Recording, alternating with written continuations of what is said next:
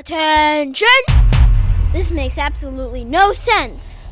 Ladies and gentlemen, this is Zander's Facts.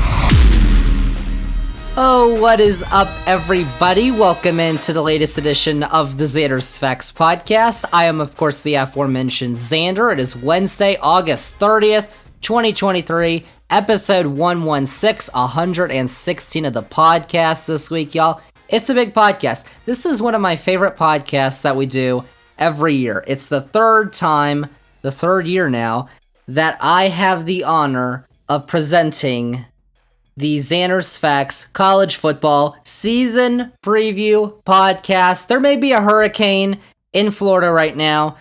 It may feel humid as you know what outside, but it is football season because it is the end of August, and every single year, that means it is football season. So we've got the whole preview, everything you need to know about the college football season, the top teams, of course I made my picks for who's going to make the 4-team playoff, the national championship. There's also, of course, the conference realignment stuff. We kind of talk about that, but that's kind of off-season chatter.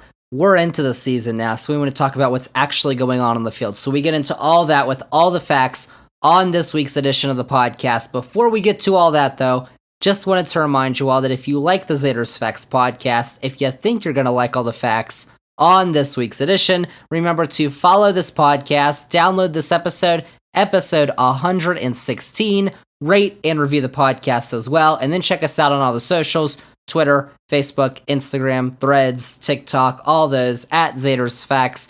That is Zander with the Z. And most importantly, remember to tell all your friends around here. We like to call it Spread the Facts. Zander's Facts Podcast. Tell all your friends about the podcast, the newsletter, Zander's Weekend Facts. If you don't know, it's a recap of the week's top headlines that I write up. It comes out every Sunday morning. You can sign up for free in this episode's description. And also check out the Zander's Facts link tree because it has all the Zander's Facts links that you need for the podcast, the newsletter, the socials, all that stuff. You can find it on the Zander's Facts link tree, which is also linked in this episode's description. And also, you should check out any of our past episodes, because you might have missed some facts. There's 115 past episodes of facts. Like 2 weeks ago, we totally broke down the 4th indictment of former President Donnie Boy. If you want to go listen to that, that was 2 weeks ago. We had a flashback last week, episode 115, and a bunch, all of our other podcasts you can go listen to wherever you get your podcasts. So this week, we're not talking about Donnie Boy or politics or any of that stuff. We're just talking about football. Big game alert! Y'all, it's a great time of the year because everybody's undefeated. Well, actually, some teams have already played and they lost. Most teams are undefeated, which means every fan, every team, everybody is hopeful. For now. That's going to end pretty soon. But for now, we're all hopeful, including me, which gets me hype. So we are talking, as you know, college football this week. The season kind of has already started. We had week 0. A couple games happened last Saturday, but the bulk of the action, it starts this Saturday with week 1. Now, as I said, we're going to talk a bunch about what's happening on the field, actually, because that's kind of what matters when you watch the game. But we'll also have to talk about the big off-season drama show, conference realignment. It's inevitable, apparently. It's ongoing as we speak right now on Tuesday night, Tuesday, August 29th. It's happening still after all the stuff that happened in the off-season, which you kind of have to talk about. There's more stuff, which I'm actually going to get to in just a second. But this is kind of different in a sense because all that conference realignment stuff kind of makes it so like this is the end of an era in college football because it's the last year that Texas and Oklahoma are in the Big 12, the conference they helped found like back 25 years ago. Same for USC, UCLA, Oregon, Washington, whoever else is leaving the Pac-12. Who knows if the Pac-12 is even going to be a thing by this time next year? That's kind of sad. And it's also, we knew this before all of this other stuff, it's the last year of the 4-team playoff. We got 12 schools in the playoff next year. So it's kind of like the end of an era this year because there's a couple things that are changing coming into this season. but there's going to be a whole heck of a lot more that we're going to have to talk about a year from now that's changed. So for now, let's just cherish it. We don't have to worry about most of that stuff for now. We can just take a look at this season, what's going to be going on the field. Football, y'all! Let's break it down with the facts you are only going to find on Zander's Facts. I mean, we got a ton of questions to ask for this season. Is Georgia going to win a historic third consecutive national championship? Can any team emerge from the fog and make a run like TCU did last year? Nobody expected them to even, I don't think many people expected them to finish to the top of the Big 12, let alone get to the national championship game. And also, can the Wildcats of Northwestern win a game in the United States of America, which they failed to do last year, by the way? Good question. All those questions and more are going to be answered on the Zander's Facts 2023-2024 college football season preview, which we are finally getting to 6 minutes into the podcast. Let's get started. We've got, for this season, 5 power conferences to break down. Let's do it. So let's start with, Zander's favorite, the Atlantic Coast Conference, the ACC. ACC for now has been immune to the conference realignment spectacle, although that looks like it's going to change because the stuff I was talking about earlier, how conference realignment's still going on right now as we speak, that's because the ACC is still talking about bringing in 3 new schools. And we're not talking about teams that are exactly on the Atlantic coast either. We're talking about Stanford and California from the Pac-12. Yes, the Pacific, not the Atlantic. And also SMU from the American Athletic Conference. They're all requesting that the ACC bring them in. We've even got Condoleezza Rice, who is basically preaching the praises of the Cardinal, apparently.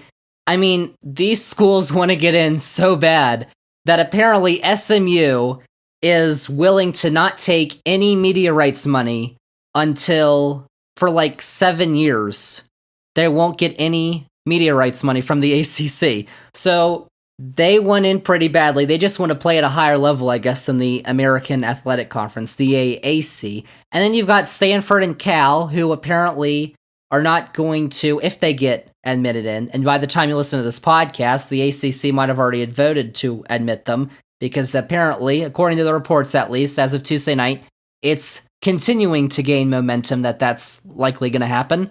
So those 2 schools, Stanford and Cal, of course, 8 schools have already left the Pac-12. They're leaving next year. Stanford and Cal, along with Oregon State and Washington State, are kind of just there now. So they kind of need a place to go, even if that is the ACC, where the westernmost school right now is, I guess, Notre Dame or Louisville, or, what are those 2? Like, I mean, I guess USC and UCLA are going to the Big Ten, but, I mean, still, I don't like it, but at this point, I mean, I don't know, whatever. Forget all that, though. That's not happening this year. We've got to talk about the current ACC, which is also going to look a bit different this year, not because of the teams, but because of how they're situated, basically. Because we had the Atlantic and the Coastal divisions we all love so much, Coastal Chaos. Those are gone. So now, it's everyone for themselves. The top 2 teams, by record, are meeting in the conference championship game. So, let's get to those teams. Finally, let's actually talk about some teams and some players. Let's start out, though, with number 9 in the preseason AP poll. All the rankings that I give you are probably going to come from the preseason AP poll, which is basically what everybody's using right now because the college football playoff rankings don't start until the end of October.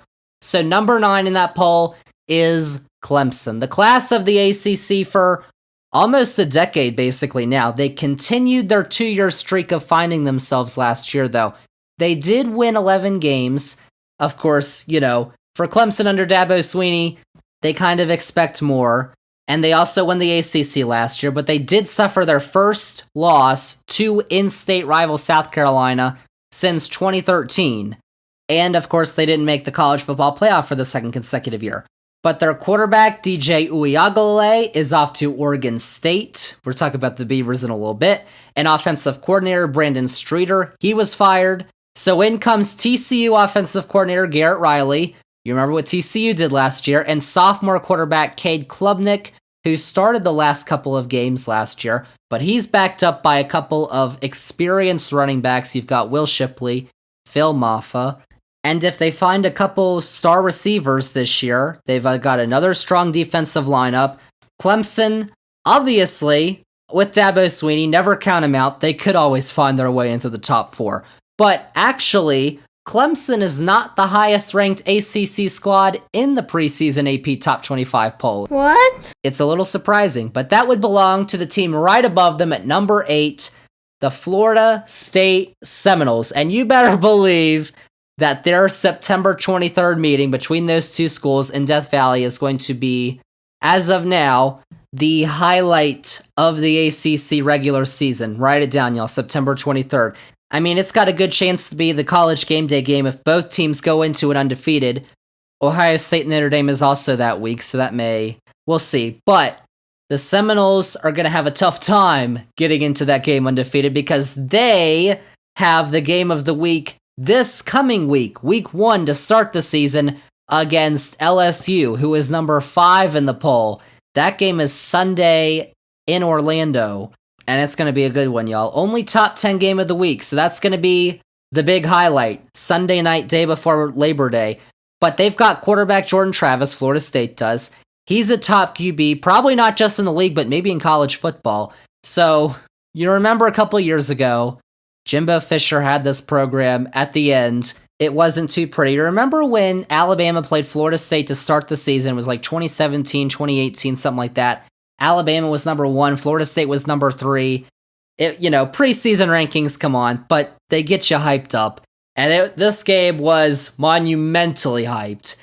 And Alabama destroyed them. And Florida State went on to have a terrible season. And when Jimbo Fisher left, they were kind of struggling. But their head coach, Mike Norvell, he's done a tremendous job bringing it back up into a title contender. I mean, they're number 8 in the preseason poll. They've got Trey Benson in the backfield, former Michigan State receiver Keon Coleman.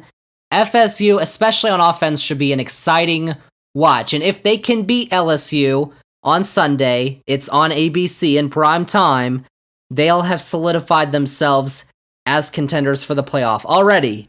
And then they've got that game against Clemson. If they can beat Clemson, watch out. The solely remaining ACC team that is ranked, though, is at number 21. That would be North Carolina. But let me tell y'all, I seem to remember 2 years ago, Carolina was ranked number 10 coming into the season, and they came to Lane Stadium, first game of the year, and they got shut out. They didn't score any points. Mac Brown couldn't even find his headset. Whoops. So it's wait and see for me.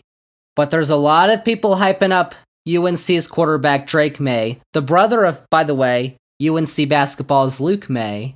He's already being talked about as a Heisman contender. He's only a sophomore, but he did throw for over 4,300 yards and 38 touchdowns last year, so it may be deserved if he takes another leap. But the story since Mac Brown, their head coach, returned to Chapel Hill has been high expectations followed by letdowns. They haven't won the conference, haven't gotten to a playoff. So, I mean, luckily they don't face Clemson until November 18th, and by that time, maybe the offense is rolling. But they do have a very important game against an up-and-coming South Carolina team to start the year this Saturday night on ABC. So that's going to be a good one to watch as well to start your college football season. We've also got in the ACC, Pittsburgh, who you may remember won the conference 2 years ago. But Phil Dracovic, you probably remember him from Notre Dame and Boston College. He is likely their starting quarterback, but there are lots of holes to fill, especially on defense. But they were one of 3 ACC teams to finish last season ranked. Clemson and Florida State were the other 2. You've also got NC State. They have a new quarterback in Brendan Armstrong. ACC fans will know him from UVA. And apparently, we're kind of not trying to talk about the teams that are projected to finish at the bottom on this podcast, just, to move things along. But the expectations for UVA are like, maybe they'll win a game. Like, apparently they're supposed to be really bad. which, whoops. But perhaps the biggest surprise of last year in the ACC was Duke. Duke is not a football school, y'all. It's a basketball school, but they won 9 games last year under first-year head coach Mike Elko. For the first time since 2014, they won 9 games. And Riley Leonard is the quarterback looking to repeat that performance. Of course, they want to win 9 games. They'll likely have to win one against either Clemson, Florida State, UNC, or Notre Dame. Like, they get the big 4 in the ACC on their schedule this year. So it's going to be tough for the Blue Devils to repeat that performance. We've also got Louisville. They are one of 2 schools who have a new coach. Georgia Tech is the other. Jeff Brom left Purdue to coach at Louisville, and he's bringing in 25 transfers, which is most in the ACC. You might think that's a lot, but there's another school that's bringing in a lot more, which we'll talk about when we get to the West Coast.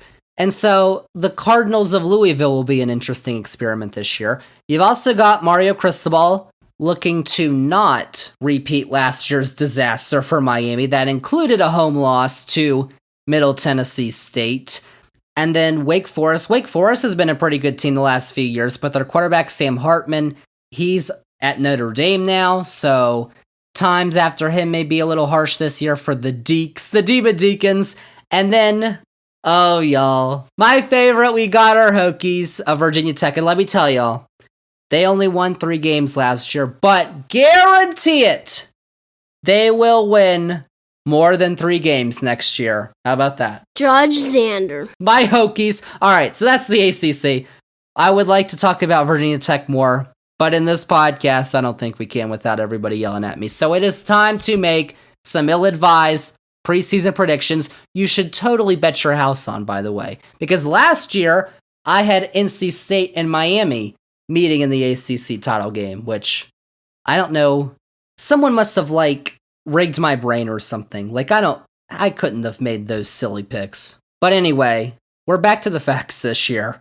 And it looks like the consensus is Clemson and Florida State, because it's now the 2 best teams. Clemson and Florida State previously couldn't meet in the conference championship game because they're in the same division. But now we don't have divisions, so they can.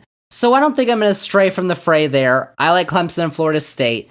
And as much as I don't like Dabo Swinney beating up on us ACC underlings and other things he has to say sometimes, I've been a little more angry at Florida State this offseason because of their perceived greatness. They believe we deserve more money than everybody else in the ACC, and we need to leave right now.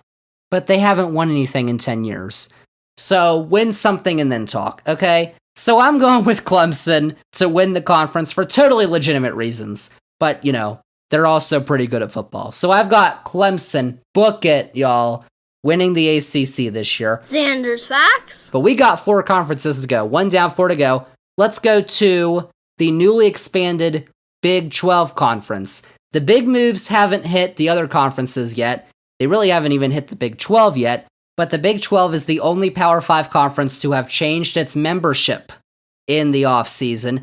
That includes independent BYU, along with 3 teams from the American Athletic Conference, Cincinnati, Houston, and UCF. Because you remember, Texas and Oklahoma, this is their last year. And Pac-12 homies, Arizona, Arizona State, Colorado, and Utah are coming in to replace them next year. So the Big 12 was at 10 teams previously. This year it's at 14. Texas and Oklahoma leave. It was going to drop to 12, but because we get 4 new schools, next year it's going to be 16. But they're not changing their name, y'all. It'll still going to be the Big 12. Let's find out, though, if the changes that we've got this season are going to make a difference at the top of the league. So, let's start with number 11 in the AP poll. Now, the Big 12 has more preseason poll teams in the ACC, 4-3. Of course, the ACC has 2 above the first one, which is number 11. That would be, however, Texas. Are they back, y'all? We asked that question 2 years ago. We asked it last year. People were asking it 10 years ago. Are they back? Let's ask it again. The answer, well, maybe, I guess. Because y'all remember last year, Texas was just 1 point away from beating number 1 at the time, Alabama at home. So we kind of thought Texas might be back last year. Turns out, they ended up going 8-5. but their quarterback was named Quinn Ewers. You may know that there is a Manning who is a quarterback who is in Austin now. That would be Arch, son of Cooper, the brother that wasn't as successful as football as, his brothers Eli and Peyton. But Arch Manning, who very hyped as a high school quarterback, who's now at Texas, likely isn't starting. Quinn Ewers, who was the quarterback last year, likely is. And when you take a look at the 8-5 record from last year, the 4 games they lost when Ewers was the quarterback, when he was starting, were all one-score games against teams that were ranked at the time in the top 15. This is true. So, Texas may not have officially been back last year, but they were pretty darn close. And this year, we might not have to wait long to answer that question are they back? Because week 2, the Texas Longhorns, after facing Rice to open the season, they need to beat Rice. Week 2, they head down to Tuscaloosa for a rematch with Alabama in prime time on ESPN. Y'all, that is going to be a massive game. If Texas can get back to their championship contending heights anytime soon, it feels like this would be the year if they can beat Nick Saban and Alabama. That is, of course, very hard to do wherever you're playing.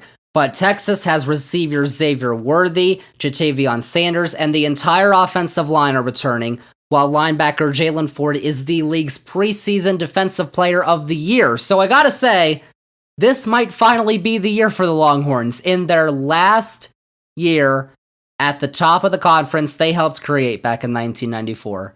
They're leaving, y'all. But remember, Texas wasn't in last year's Big 12 championship game. But you know who was? That would be number 16, Kansas State. We all remember TCU's run from last year, but how about Kansas State? They had a big run last year. They won the Big 12 championship game, but they're losing some notable talent. Running back Deuce Vaughn, he's gone, but starting quarterback Will Howard returns along with the entire starting offensive line, and Howard is going to have Iowa transfer Keegan Johnson to throw the ball to, so hopefully it's not too much of a rebuild for Kansas State. Now, you remember last year, they beat TCU in overtime in the Big 12 championship game. That was absolutely impressive. But if they could make it back to Arlington in December this year, that would be probably an even bigger step for the program. But you remember, their head coach, Chris Kleiman, he won 4 FCS national championships at North Dakota State, so the man knows how to win. So I would say Kansas State's in pretty good hands right now. But then, you remember, the team that did represent the conference in the college football playoff last year was number 17, TCU. But like Kansas State, the Horned Frogs are losing some top talent. 8 draft picks they had in the NFL draft a couple months ago. So another run, looking unlikely. Of course, we had no idea what was in store for head coach Sonny Dykes' first season. So I guess anything could happen. It's probably not going to happen, though. Their starting quarterback, their top 2 running backs, and their top 3 receivers, they're all gone. So at quarterback, it's going to be Chandler Morris, the son of Chad Morris, the football coach, if you know that name. He was in contention with Max Duggan last year for the starting job, but it'll be his this year, absolutely. So never say never, I guess. But I wouldn't expect to follow up here in Fort Worth. But they do have that October 21st matchup against Kansas State. That is one to circle right now because it may end up being an easy one for the Wildcats of Kansas State, depending on how things go. Well, I mean, it's mid-October. We've got over a month and a half. We'll get there. But now to a team that is hoping to follow up on last year's TCU success, a team that would like to become the next TCU, is number 20, Oklahoma. Is their ranking deserved? Number 20? Absolutely not, y'all. They finished 6-7 last year. That is their worst finish since 1998. Oof. Even though some idiot picked them to win the conference and make the playoff. Who could that have been? I don't know. But we should see some improvement from the Sooners in Brent Venables' second year as their head coach. Former UCF quarterback Dylan Gabriel is returning for another year, while the defense can only go up because They did allow more first downs than any other Power 5 team in the country last year, and I think we'll get a sense of where the program's at. October 7th, their annual matchup against Texas. I think they'll want a better result than last year. Last year they got spanked, literally 49-0. I don't think it'll be that bad this year. I'll just say that. If Texas is favored by 49 points, bet on Oklahoma. But outside of the preseason rankings in the Big 12, we go to Texas Tech. Joey McGuire is entering his second season as coach. They had an 8-5 debut that was capped off by a win over Ole Miss in the Texas Bowl. But there is some talk that the Red Raiders could be somewhat like this season's TCU. We'll see if those predictions pan out. I don't know. Nobody could have seen that, though. Like, we make these predictions and I give you all these facts, and they're good facts to know, obviously. You should be listening to this podcast. But there's always something that happens that nobody could have thought of. Nobody could have saw that coming. It was TCU last year. Maybe it's Texas Tech this year. Maybe it's, whoever. Which is why we love doing our picks, which we're going to do it a little bit here on this podcast. But we've also got, in the Big 12, the Baylor Bears, who are kind of in a make-it-or-break-it year for their fourth-year head coach, Dave Aranda, because they won the conference 2 years ago. You may remember that. But they finished 6-7 last year. That was a massive disappointment. And Aranda's seat could be getting a bit warm if there aren't improvements this year, led by their quarterback, Blake Shapen. Elsewhere in the still mostly Midwestern Conference, I guess, quarterback Alan Bowman's consistency is going to be what probably makes or breaks Oklahoma State this year. And you've also got Kansas. Y'all remember Kansas started the season 5-0. College game day went to Lawrence, Kansas. But the injury to quarterback Jason Daniels totally derailed their season. He's back, though. Could the Jayhawks, with an improved defense, win more than 6 games? I mean, you gotta root for Kansas in football because, they've been so bad for so long. You've also got the conference newbies, though. BYU, Cincinnati, Houston, and UCF. Breaking down those 4. Starting with BYU, they had 8 wins last year, along with former USC quarterback Keaton Slovis coming in. But they do play Alabama, which is, a tough game. Cincinnati, though, you may remember they went to the college football playoff 2 years ago, but their coach, Luke Fickell, has moved on to Wisconsin, so former Louisville coach Scott Satterfield is the conference's sole new head coach this season. And I'll say that UCF probably finishes the best out of the new 4 with their dual threat quarterback, John Rice Plumlee. And you've also got Houston. Dana Holgorsen is their coach. I would say they'll probably struggle to make it to a bowl game this year. So, that's the Big 12. To the picks for the Big 12 conference, the consensus seems to be Texas. And you know what? They got tough games. They've got to go to Tuscaloosa to play Alabama.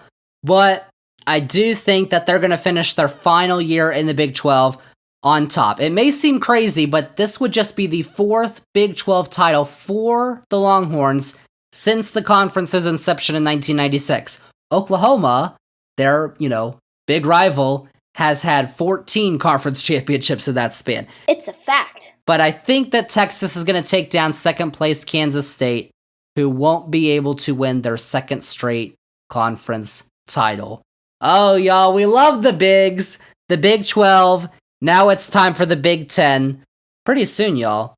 The Big 10 is going to be shining sea to shining sea next year. Not this year, though. The Big 10 remains at 14 teams, but there will be 4 Pacific Coast institutions that are ready to make the jump to play in the B1G next year. But for now, let's take a look at the current state of the Big 10, starting off with number 2 in the poll.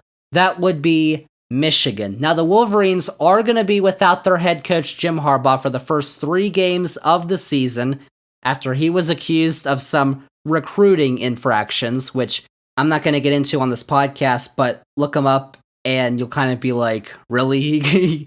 He got 3 games for that? It's kind of silly. But considering those games are against East Carolina, UNLV, and Bowling Green, I think Michigan will be okay. Plus, the team that represented the Big 10 in the past 2 college football playoffs has their starting quarterback back. J.J. McCarthy, along with top running backs Blake Corum and Donovan Edwards. Those are two of the best backs in the country. Corum had over 1,400 rushing yards last year. Edwards was just 9 yards short of 1,000. That's a lot of numbers. And listen, their 45-23 thumping of Ohio State last year was the first time that Michigan won in Columbus since 2000. And it also showed that the school to the north has kind of become the big dogs of the Big Ten, at least this year. Michigan's had some really good teams since their last national championship in 1997. They've had some really good matchups with Ohio State in that time. But they've got Ohio State at home this year. Even if they fall on the road to Penn State on November 11th, totally possible, that might mean that they would have to beat Ohio State to maybe get to the Big Ten championship. But the Wolverines, that could give them the boost needed to get back to the mountaintop. Not just the Big Ten, but, the big one, the national mountaintop. But speaking of Michigan, you always got to talk about Ohio State. We don't have to go very far down the rankings to find Ohio State, because they're just one spot down at number 3. Now, Ryan Day, the head coach of Ohio State, he has not lost more than 2 games in each of his 4 seasons at the helm of the Buckeyes. He's done a great job, but he has lost to Michigan twice in a row. First time that's happened for Ohio State since 1999 and 2000.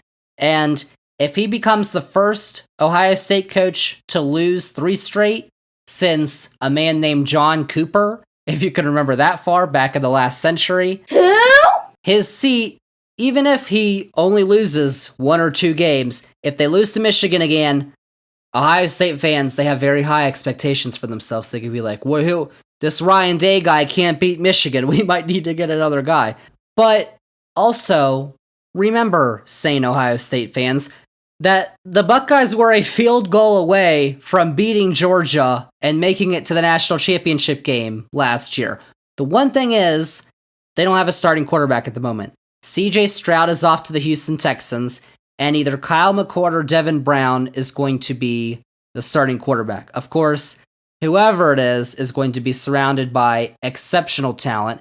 In the backfield, you've got Milan Williams and Travion Henderson, along with receivers like Marvin Harrison Jr. So if either McCord or Brown turns out to be the real deal, then it'll be another year of playoff expectations for the Buckeyes. Remember, their September 23rd primetime game at Notre Dame on NBC is going to be the test to see if they are the real deal this year. Even if that's not a conference game, it's Notre Dame in South Bend. So then you round out the top of the loaded Big Ten East. Y'all, it's the last year of Big Ten divisions. This is the last year of divisions in the power conferences, y'all. It's sad. But number 7 is Penn State. Penn State had a disappointing 2021, but they shot back up last year to 11 wins. But they still haven't made the college football playoff. Now, quarterback Sean Clifford is off to greener pastures, leaving former 5-star recruit Drew Aller as their new starter. But the Nittany Lions are still one of the most talented teams in the country. Running back Nicholas Singleton and Kent State transfer wide receiver Dante Cephas, they're the highlights on offense, but, they're also in a division where you have to play Michigan and Ohio State every year. Now, that's going to change next year, but for now, that's the status quo. So it's always tough unless you're at the very top. But, just a couple bounces in a couple games can make a massive difference in a season. They've got a November 11th home game against Michigan. That's probably one where if Penn State can, if they have the talent, the cohesion, the chemistry, they can stake their claim as Big Ten title contenders if they can beat Michigan in that game. But now you move over to the West, the West Division, which pretty soon, by the way, is going to be about the midpoint of the conference. But moving over to the West Division, you'll find football that's not, frankly, as appealing, to be honest. But there's also number 19, Wisconsin. The Badgers are one of 4 schools with a new head coach in the conference, bringing in Luke Fickell from Cincinnati, where, as I said, he took the Bearcats to the college football playoff, the only group of 5 school at the time to have done that. That's likely going to change because next year, I think it's not, they're still talking about it because the Pac-12 might be gone. Most likely not going to be a power conference anymore starting next year. There is going to be, as of now, 6 automatic bids for the 6 highest ranked conference champions, which, and even if that's down to 5, that would mean you would think a non-power conference team makes it to the college football playoff. So Cincinnati can bask in that glory for another year or two. But Fickell does bring with him to Wisconsin an experienced quarterback and SMU transfer Tanner Mordecai, who is going to have receivers Skylar Bell and Shamir Dyke helping him out. So for the Badgers, the questions aren't as big on offense as they are on defense, which could possibly prove costly in their Ohio State matchup on October 28th. Although they are hosting that game, that is a plus, because they get to jump around. And then just squeaking into the poll, at number 25 is Iowa. Average points per game last year, 17.7. We're not talking about soccer, y'all, that'd be amazing. Football, American football, that's a little rough. It actually wasn't the worst in the Big Ten, though. Northwestern and Rutgers were worse last year. But, they're not a fun team to watch. The saving grace is the defense, which allowed the second fewest points in FBS last year. Only Illinois was better at defense last year. These are facts. But holy cow, if Iowa wants a shot at winning the division, the offense needs to be better.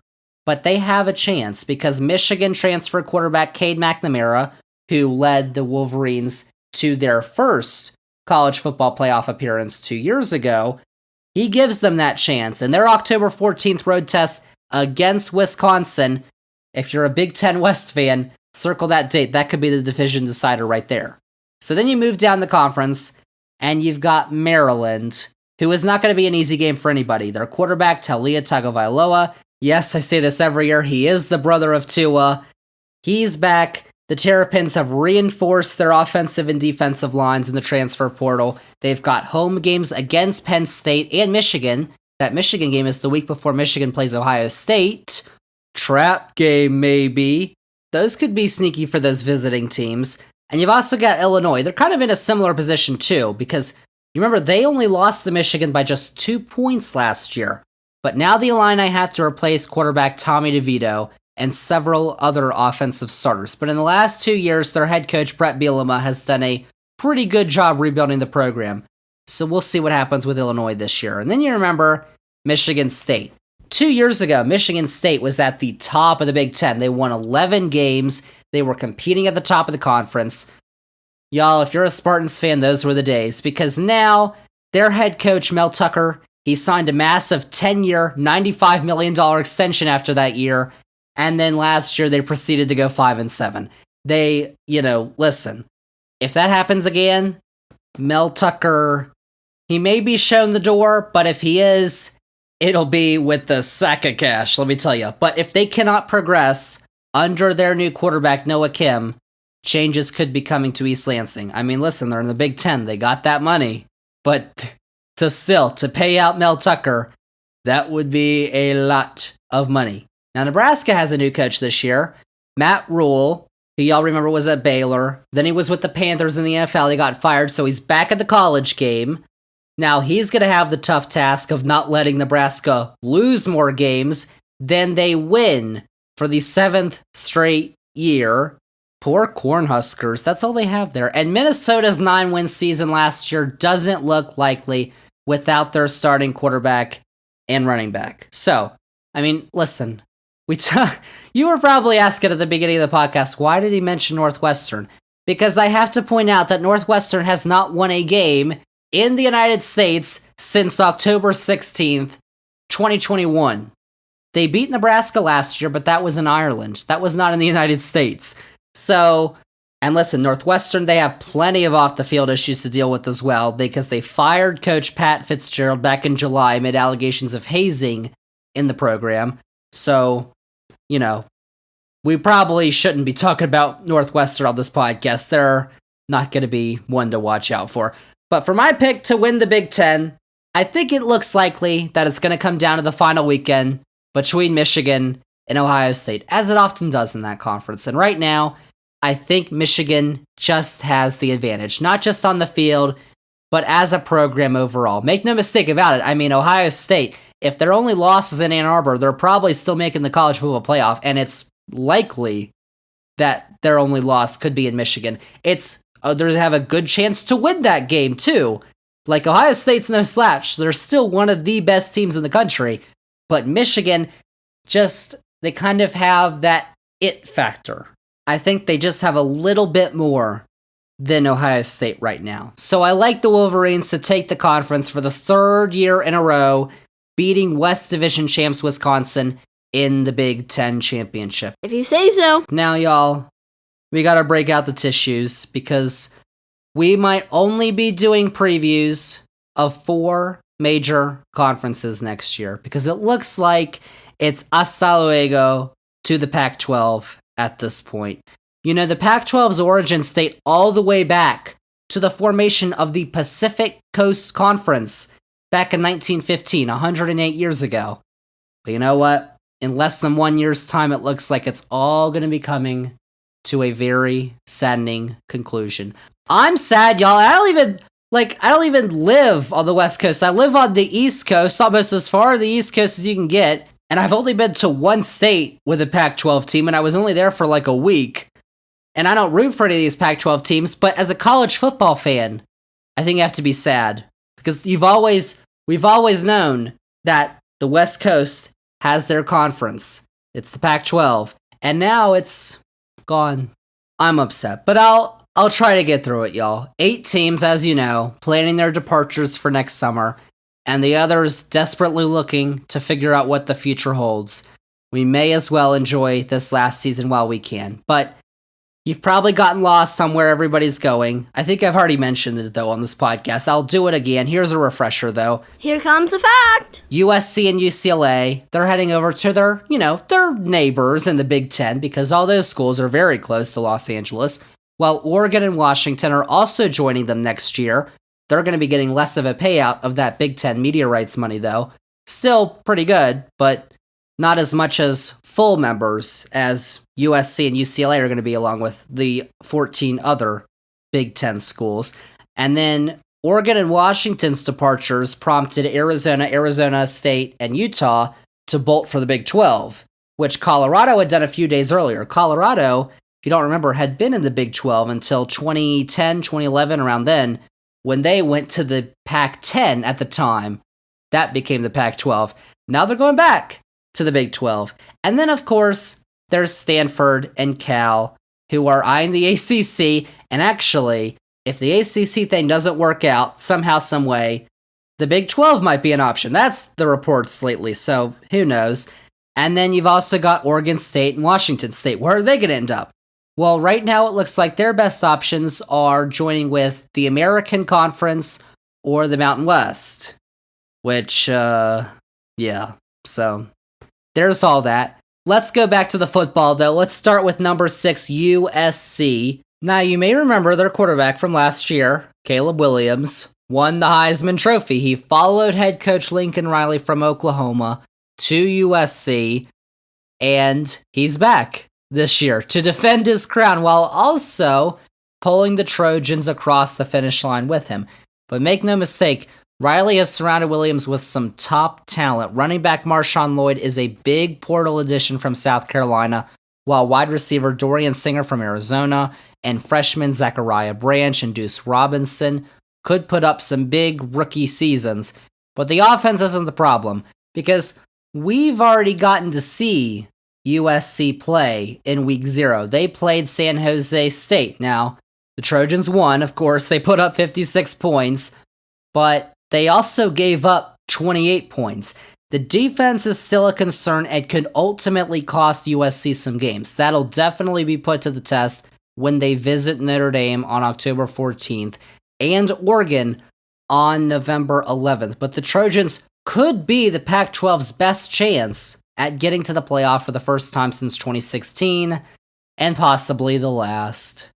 Sigh. But to get there, the Trojans are going to have to get past number 10, Washington. Now, quarterback Michael Penix Jr. is just the second in a class of incredibly talented Pac-12 quarterbacks, and he's in a similar position to the similarly skilled Caleb Williams. Can the defense get his act together? I've got a little more hope, I think, for the Huskies defense. They've consistently put out NFL talent in the past few years. And last year, the Huskies went 11-2 in Kalen DeBoer's first year as their head coach, including capping the season with a victory over Texas in the Alamo Bowl. Alamo Bowl, that's Texas's home turf. The road test against USC on November 4th could be the conference's game of the year, though. And it could be a high-octane offensive explosion show. What do you say? That would be pretty incredible to witness. November 4th, write that down if you're a Pac-12 fan. But the third of 5 Pac-12 teams that are ranked is number 14 Utah, whose quarterback Cam Rising was a major reason why the Utes won the conference last year and went to the Rose Bowl for the second straight season. Ultimately, they did lose both of those Rose Bowl games, but head coach Kyle Whittingham is looking to go beyond just winning the conference for a third straight year. It's why the conference, I think, has at least 3 legitimate college football playoff contenders, because Rising did suffer a torn ACL in that Rose Bowl loss to Penn State. Utah would certainly like to have him for their season opener this Thursday, day after this podcast comes out, at home against Florida. But even if Rising isn't 100% to start the season, his presence could be the decider in conference matchups against Oregon State, USC, and Washington, all of which are on the road. That's kind of a tough conference schedule. We'll talk about the Beavers of Oregon State in a bit, because you're like, Oregon State? Watch out. We'll talk about them in just a second, though. But what about the Ducks of number 15, Oregon? Oregon always seems like they're just 1 or 2 pieces away from finally breaking through out west, and this season may be no different. Now, quarterback Bo Nix is returning. I looked this up, by the way. He's the same age as Jaguars quarterback Trevor Lawrence, who's entering his 3rd season in the NFL, by the way. But he did a great job in his first season with the Ducks last year. They had a direct path to the playoff if they hadn't had 1-score losses to Washington and Oregon State last year. But he's surrounded by talented running back Bucky Irving, and I don't know if this means much, but they did just add an Olympic sprinter, Micah Williams, to their roster, which could be pretty intriguing. You never know. But it might be up to whether a reworked defense can keep Oregon in games. That's, kind of a trend for these Pac-12 teams. But they'll get a good test in week 2 when they're on the road against Texas Tech. That'll be a good game.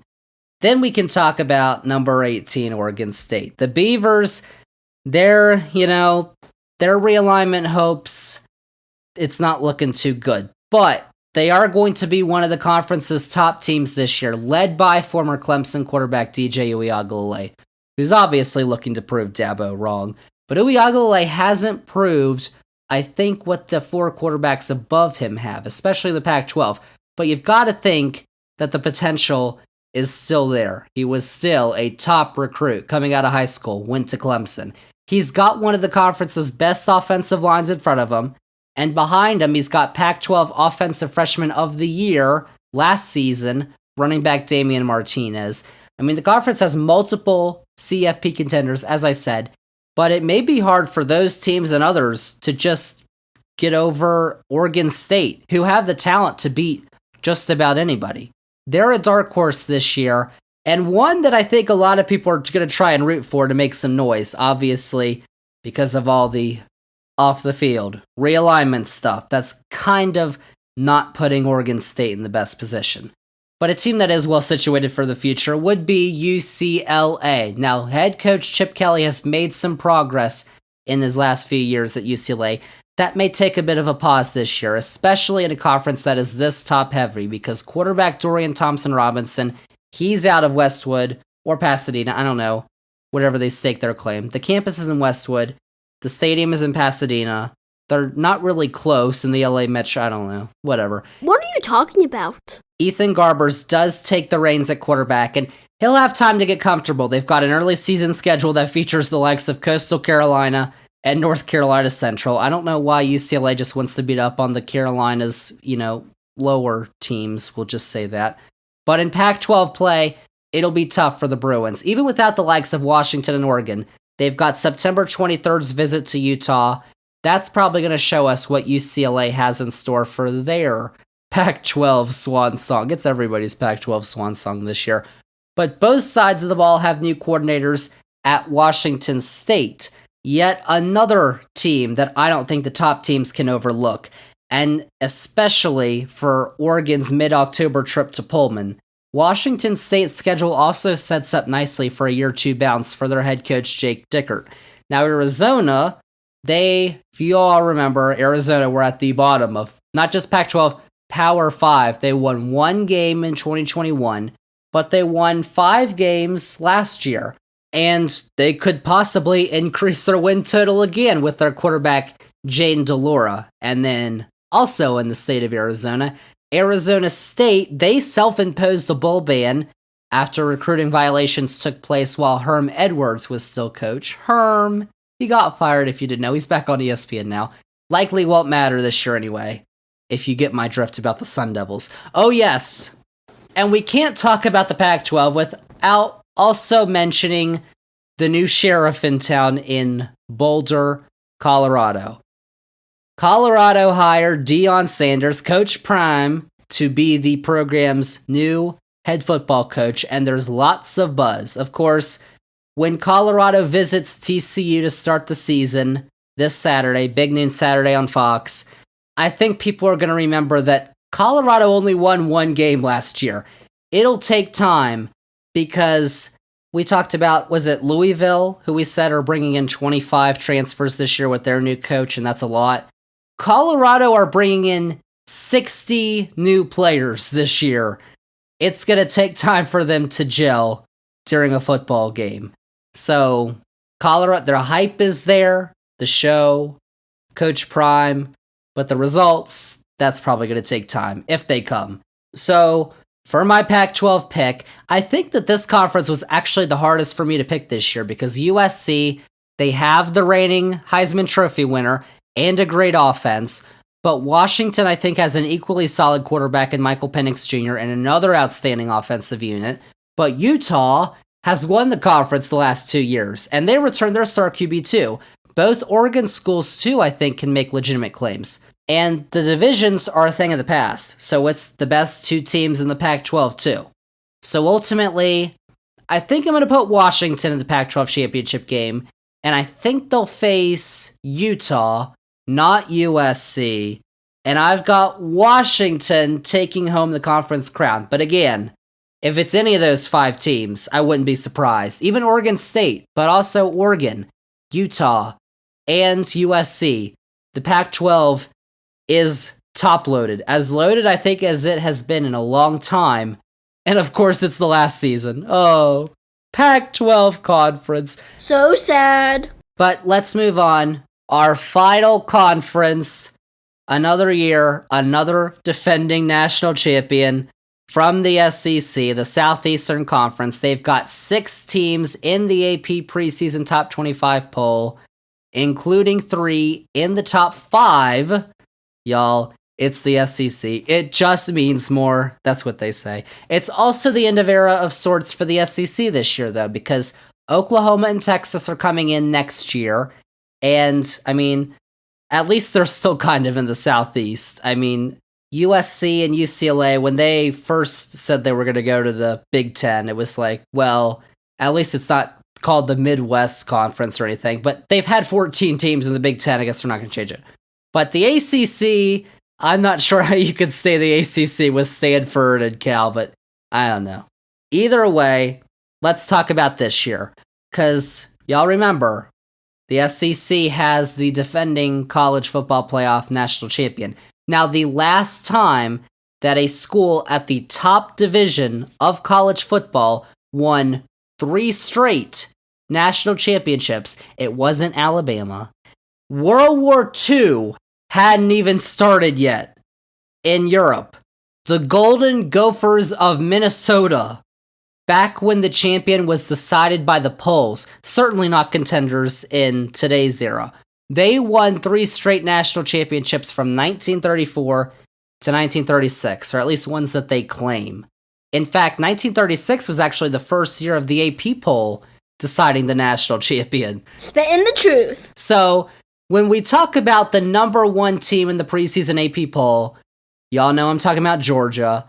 having the chance to do something historic this season, it would really be historic. The Bulldogs, of course, have won the last 2 national championships, and the Riders believe in the AP poll that they're best positioned to do it again. Of course, we've got 15 games this fall that they're going to play in that are going to decide that. But Kirby Smart has really built a juggernaut, the likes of which are rarely seen in this sport. So much so that even after losing 10 draft picks, including 3 first-rounders and their quarterback, Stetson Bennett, the Dogs are still top title contenders. Now, Carson Beck, he's the name you want to know because he's going to be their quarterback this year. He is going to have familiar target Brock Bowers, who's pretty easy to find. But if Beck can find his groove, it's going to be another year of winning for Georgia. The schedule also sets up pretty nicely for a smooth transition because the ultimate test on the road isn't until November 18th when they face Tennessee. You remember Tennessee? Well, we'll talk about Tennessee in a little bit because last year showed Tennessee is no slouch. But there's another coach who's won back-to-back national championships in the SEC. That would be Kirby Smart's former boss in number 4 Alabama's Nick Saban. Alabama. Like Georgia, though, the Crimson Tide are entering 2023 with a new quarterback. Bryce Young was the top pick in the draft this past year to the Carolina Panthers, but we're still not exactly sure who's going to replace him. And their first game's in a couple days. The names right now are Tyler Buecher, Jalen Milroe, and Ty Simpson. But whoever Saban chooses will be led by a new offensive coordinator in Tommy Rees, who came from Notre Dame. And of course, they're going to be surrounded by some talent. That includes defensive back Kool-Aid McKinstry. Quite a notable name, I would say. And so, all Nick Saban needs to do is he needs some rat poison, as he likes to say. But the rat poison that you put out there this week was yummy. And the Tide could easily be back to the national championship. Like, they've been to the last 6 of 8 national championships, y'all. It's the truth. They're still a powerhouse, even if they didn't make it last year to the playoff. Of course, the results of back-to-back home games against Tennessee and LSU, although they are separated by a bye week on the last week of October, that could determine whether the Tide make it back. And they've also got a hungry Texas team coming to town next week, so the schedule is tough. But it is also Alabama. And they play LSU. Let's talk about the Tigers of number 5 LSU, the third SEC squad to place in the top 5 of the preseason poll. You know, the Big Ten had 2 and 3, but SEC has 3 of the first 5. They have undoubtedly the toughest non-conference game to start the year. I mean, Alabama has Texas, but if you are going by the preseason rankings, and I know we're going to look at that at the end of the season and be like, seriously, the preseason rankings?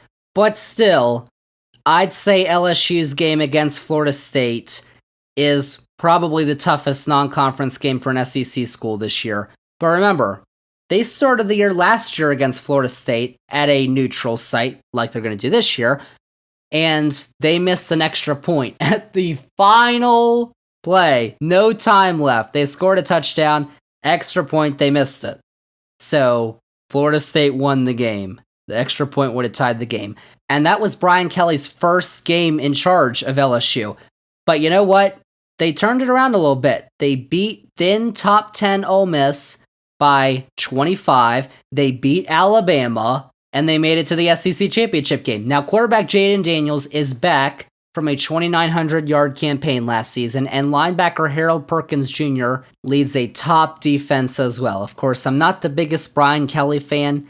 He doesn't need to go down to Baton Rouge and come up with this fake accent. I know that happened like a while ago, but still. I'm here with my family. It's strange, and he doesn't do it anymore. But either way, if they could go to Tuscaloosa and beat Alabama on November 4th, they beat him in Baton Rouge, but to beat him in Alabama, that would be something special. But back over to the East, where Josh Heupel's number 12 Tennessee Volunteers took a massive leap last year. For a time, remember, the Vols were the top-ranked team in the country. They rattled off 3 straight top 25 wins against Florida, LSU, And then the big one, on the third Saturday of October, Alabama. First time Tennessee took down the Tide since 2006. The goalpost, I think, is still at the bottom of the Tennessee River. They ain't getting that thing back. But they just couldn't get over Georgia, or South Carolina for that matter, who they lost to later on. And yes, their quarterback, Hendon Hooker, he's off to the league. Former Michigan quarterback Joe Milton, though, led the Vols to last season's victory over Clemson in the Orange Bowl. So he's not totally coming into this brand new. And head coach Josh Heupel has the Volunteer faithful looking upward. Unfortunately, Alabama's not coming to Knoxville this year. Tennessee has to go to Tuscaloosa. But their date with Georgia on November 18th is at home. That could be the potential decider of the SEC East. And it's last season. It's the last season of SEC divisions too, y'all. Oh man. But I do like that they are playing UVA, Virginia, on national television, on ABC, to start the season this Saturday. I do like that they're going to be able to beat them up on national television. But the next SEC team of the poll doesn't slot in until number 22. That would be Ole Miss. What is Lane Kiffin cooking up this year in Oxford? Not England. We're talking about Mississippi. Jackson Dart is expected to remain the starting quarterback, receiving competition in the offseason from Oklahoma State transfer Spencer Sanders. But the Rebels, y'all remember, were a top 10 team in the country last year. They started 7-0, including a win over then number 7 Kentucky. But they then dropped 4 of their last 5 of the regular season. And it's Kiffin's 4th year as the head man for Mississippi State School. But advancing past rivals Alabama, LSU, and others in the West may have to wait for another year. They've also got a tough contest against the preseason ranked Tulane team next Saturday in New Orleans. Don't overlook Tulane, y'all. And then we find number 23, Texas A&M.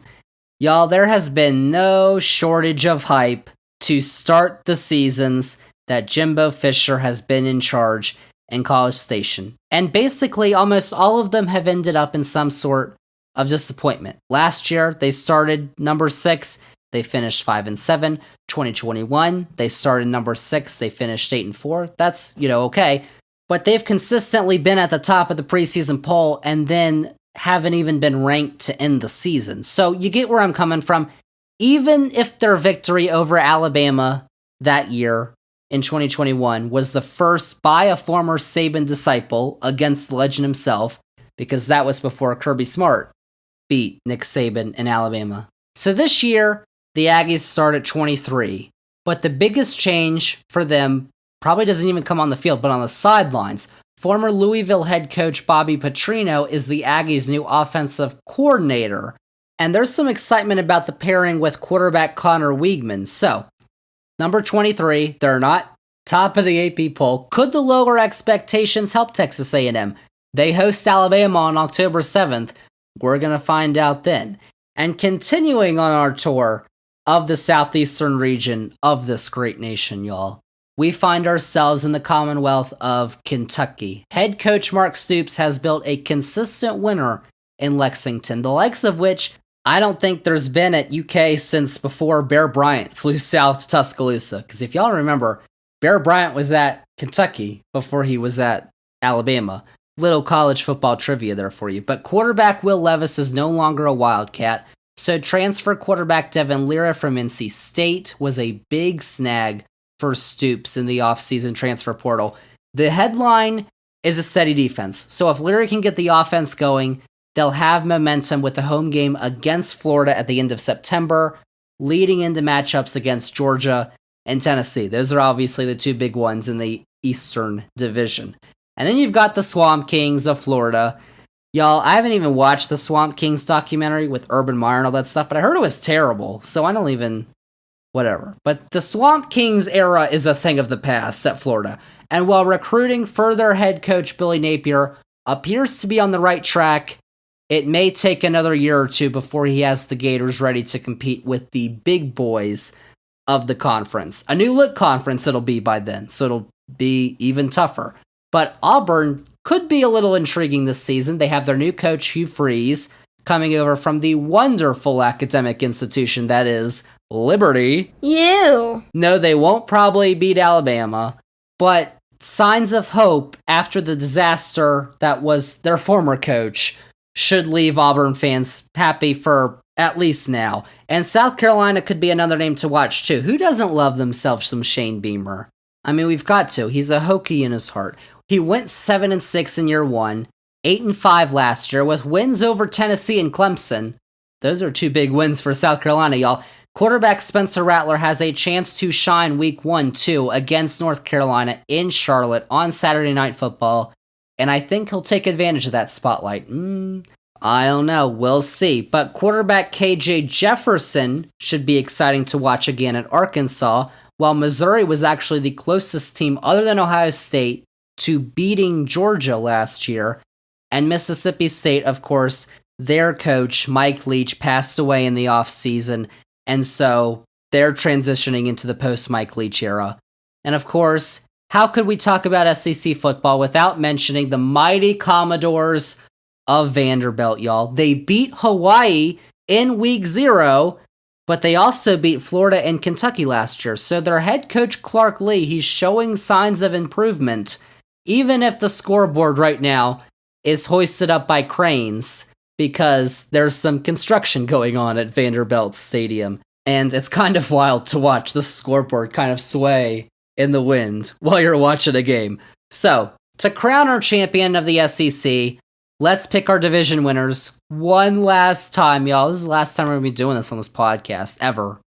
Out of the East, it's Georgia, and while I'd like for it to be Tennessee, I think it's Georgia until somebody proves that it isn't, you know? And out of the West, Nick Saban isn't missing the playoff for a second straight year, so I've got Alabama. And who does it just mean more to? It just means more, y'all. Oh my gosh.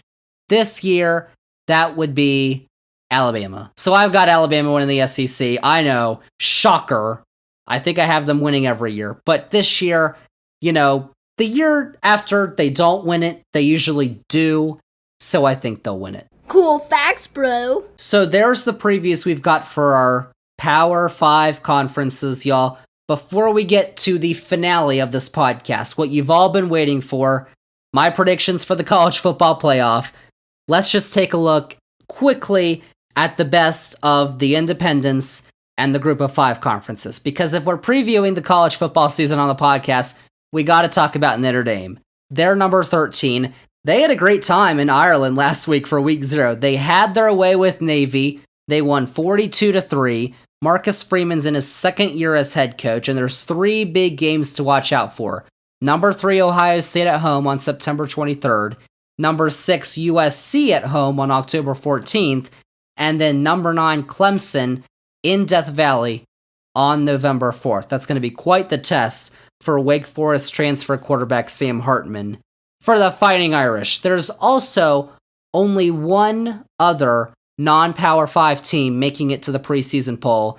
I mean, Notre Dame is kind of like, you know, they're kind of in the ACC.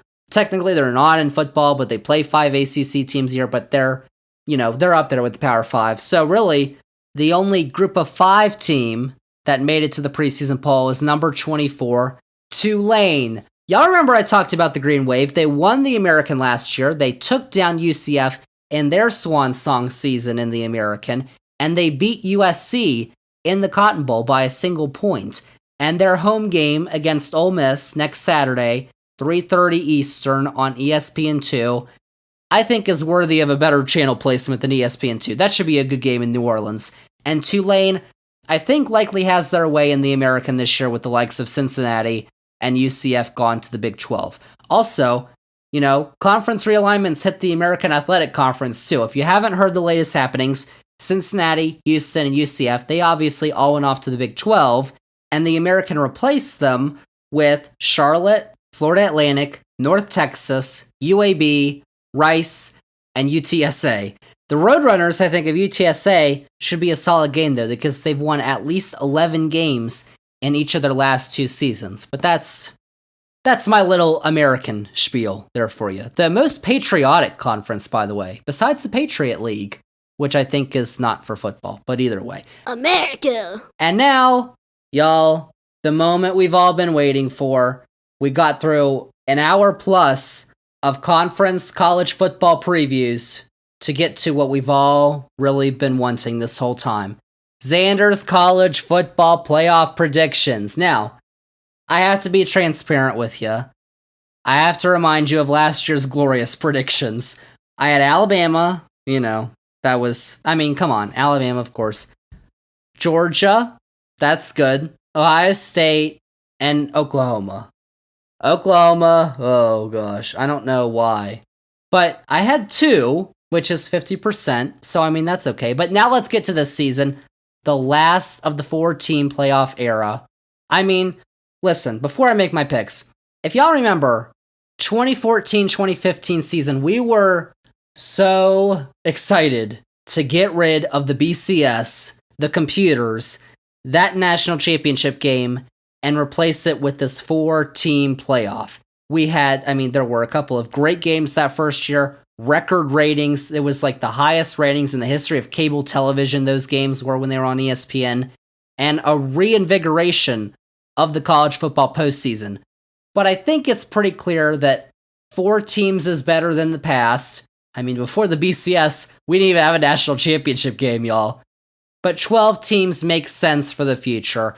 And while I'm definitely excited about that, because it does give teams like mine, to be frank, a better chance at playing for a championship, this year's event really seems like the end of an era in college football, like I mentioned earlier, because I do think a 12-team playoff is the right way forward, and giving conference champions automatic bids is good. What I don't think is good is the cross-country conference affiliations. Listen, y'all, I've mentioned this before on this podcast, but it is a blatant money grab that actively hinders the student athlete, who still, I will note, doesn't receive any of the benefits from the revenue that these schools are getting from media partners. You could say, oh, they're getting a scholarship and world-class treatment, and all that's true, but, they're the ones on the field, on the court, whenever sport, in college sports, they're the ones out there who, without them, ESPN and CBS and Fox and NBC wouldn't be paying the big bucks to these conferences and schools. And the NCAA keeps saying that we need to protect amateurism, and so these student athletes can't get paid. Well, they said the same thing about NIL, and now NIL, which has turned out to be a great thing, I think, for a lot of players. The NCAA relented on that, and ultimately, I think at some point, they're going to have to relent on actually giving players a cut, because they, as I just mentioned, that's the only argument that there should be. They're the ones out there actually on the TV. Why are they not getting some of that money? That does not make any sense to me. But, combine that with the fact that now we're getting USC and UCLA in the Big Ten, Stanford and Cal possibly in the ACC, and not just for football and basketball, where, that would probably be fine with travel and stuff, but with volleyball and lacrosse and soccer and swimming and golf and softball and baseball and all these other sports, the non-revenue sports, which are still important and we still all watch and we still love them, but they're really getting tossed aside for football. The student athletes are getting tossed aside because, we're going to make the volleyball team on a random Tuesday fly from Los Angeles to Piscataway, New Jersey, and then they're going to have to fly back, and don't miss any of your classwork too. At this point, it's kind of getting ridiculous. And it shows that the way forward right now is a danger, not just to college football, but to college sports. Because the reason why we actually like to watch college football every Saturday, listen, if we wanted to watch the best of the best, we'd watch the NFL. College football is where the players go before they get to the NFL. Why we watch college football is because the passion and the pageantry. It's college, after all. We're rooting for our school, whatever relationship we may have to it. Watching the regional rivalries that have blossomed over the last century. It's cool to watch Alabama play Tennessee when it wouldn't make any other sense for those schools to have a massive rivalry other than the fact that they've been playing on the third Saturday in October for forever, and they've built that relationship. And both teams now circle that date on the calendar every year because it's a big one. Like, that should be the focus. But instead, it's all green. Like, no one is going to want to watch an NFL Junior League. And you could say that that's what college football has always been. You're probably right. But it wasn't as blatant as this. Like, I'm watching college football for the schools. And as I said, the bands and the fans and the passion and the rivalries. I'm not going to watch an NFL developmental league if that's what it comes to.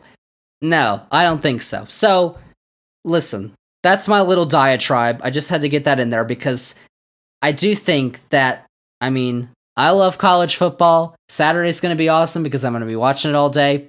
But the direction that the sport and college sports as a whole are heading towards right now it's dangerous, not just for us as fans, but I think for college administrators who are ultimately going to be like, why is nobody watching our product anymore? Why doesn't anybody want to watch USC and Rutgers in the NFL Developmental League? So that's why I keep saying, cherish it while you can, because for now, we don't have, the way it's going, we don't have much left of what actually feels like college football. Are you done? That's my little diatribe. I'm done.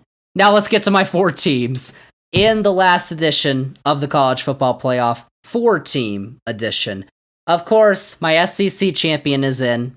Alabama, number 1. Number 2, my Big Ten champion, Michigan. And I think that the defending national champion Georgia Bulldogs will have tripped up at least once before a loss to Alabama in the SEC title game, to have 2 losses. So I don't think Georgia's going to get in. Mark that down. I've also got Ohio State, because I do think their only loss is going to be against Michigan. That'll give the Big Ten 2 teams in the playoff. Once again, same 2 teams run it last year. And then for my final team, it was kind of a toss-up between my Big 12 champion, Texas, and my Pac-12 champion, Washington. But I ended up going with, drumroll please, Nope. the Huskies of Washington, because I do think Steve Sarkisian has the Longhorns on the right track, but I do think another year needs to pass by before they take that next leap into the playoff. And that'll, of course, have to happen in the SEC. But I do like Michael Penix Jr., and I think he'll be a top Heisman candidate for the Huskies, leading them to the playoff. Remember, last team to make the playoff in the Pac-12 in 2016 was Washington. Oregon is the only other Pac-12 school to get to the Final Four. Once again, bye-bye Pac-12. So in my semifinals, I've got Alabama taking down Washington, and then Michigan facing Ohio State in the other game. I'm not even sure if they'd let that happen. They may not want a rematch in the semifinal, but if it does, I think that Michigan would also win the rematch. So then, in my national championship game, Michigan and Alabama. I'm sorry, Nick Saban, I'm feeding you rat poison, but it will be great to be a Michigan Wolverine. Jim Harbaugh is going to lead Michigan to their first national championship since 1997 and their 19th claimed title in the great sport that we call, for now, college football. Zander's facts. Y'all, mark it down. Michigan national champions. There you have it, y'all. The ultimate fact-filled preview of this season's college football adventure. And we only needed 80 minutes to break it all down. How about that? But don't forget, y'all, remember that I am going to be posting my predictions to every college football game that includes a top 25 team throughout the season, just like I did last year, beginning with this weekend's affairs on the Zander's Facts Instagram and Facebook, too. I think it posts to both. So, my gosh, there you go. Facebook for the boomers, Instagram for the zoomers. I got all demographics covered with my facts. There you go. So, you should definitely check those out. I'll be posting those before the games start on Thursday And then it's Labor Day weekend, so we got games Saturday, Sunday, and Monday, too. It'll be a good weekend of college football, and I thought I'd let you all know, just before we go, one rule change in college football. I was going to mention this at the beginning. I forgot to. But the game clock is now going to continue to run after first downs, like in the NFL, except in the last 2 minutes of each half. Rule change facts. Because you remember the clock stopped to reset the chains, is what they called it, when there was a first down, even if the player wasn't stopped out of bounds. Well, now the clock is going to keep rolling, except in the final 2 minutes of each half. So there you go. It's true. There you go. That's it, y'all. Those are all the facts I have. That is your Zander's Facts fact-filled preview of the 2023-2024 college football season. The teams you need to know, the players you need to know, the facts you need to know. So thank you all once again for listening to this week's edition of the podcast. Remember, if you liked all the facts on this week's edition, remember to go follow this podcast, download this episode 116, rate and review the podcast. Check us out on all the socials too, Twitter or X, whatever, Threads, Facebook, Instagram, TikTok, at Zander's Facts. That is Zander with a Z. And most importantly, remember to tell all your friends. Spread the facts. Zander's Facts Podcast. Tell all your friends about the podcast, about the newsletter, Zander's Weekend Facts, episode subscription, click it. And also the Zander's Facts YouTube channel, because all our new episodes get posted to YouTube. You can watch with a nice background. Go subscribe. Check it out. We're over 100 subscribers, y'all. It's awesome. Go check out the Zander's Facts YouTube channel. And also check out the Zander's Facts link tree, because it has all these Zander's Facts links that you need. That's episode 116. Next week is episode 117. And y'all, we did our college football season preview this week. So it's only right that next week we do our pro football season preview. We're talking NFL next week. My season preview. I give you my picks. You all rag on them, but they come true. So, whatever. That's coming up next week on episode 117 of the Zander's Facts podcast. But that is it. That is a wrap on episode 116 of the Zander's Facts podcast. Thank you all so much for listening. And we'll see y'all with episode 117 next week. You guys gave us a lot of really positive rat poison. The rat poison that you usually give us is usually fatal. But the rat poison that you put out there this week was yummy.